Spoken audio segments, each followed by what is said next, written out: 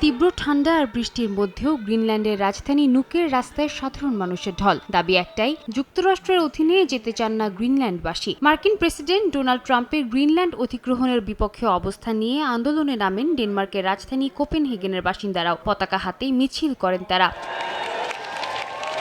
এদিকে স্থানীয় সময় শনিবার ট্রুথ সোশ্যালে দেয়া এক পোস্টে প্রেসিডেন্ট ট্রাম্প জানান, গ্রিনল্যান্ড কেনার অনুমতি না দেয়া পর্যন্ত ইউরোপীয় কয়েকটি দেশের ওপর শুল্ক আরোপ করা হবে। Denmark, Norway, Sweden, France, Germany, যুক্তরাজ্য, নেদারল্যান্ডস ও ফিনল্যান্ডের ওপর ১ ফেব্রুয়ারি থেকে 10% শুল্ক কার্যকর হচ্ছে। ১ জুন থেকে তা বাড়িয়ে করা হবে 25%। কোনো চুক্তি না হওয়া পর্যন্ত এই শুল্ক বহাল থাকবে বলেও জানান তিনি।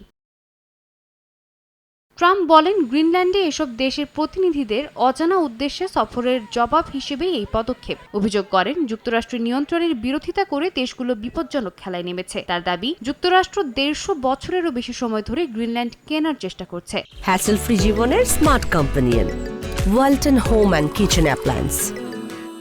পরিকল্পিত মার্কিন ক্ষেপণাস্ত্র প্রতিরক্ষা ব্যবস্থা গোল্ডেন ডোমের জন্য গ্রিনল্যান্ড এখন আরও গুরুত্বপূর্ণ বলে মনে করেন তিনি। এতে কানাডার সম্ভাব্য সুরক্ষার কথাও উল্লেখ করা হয়।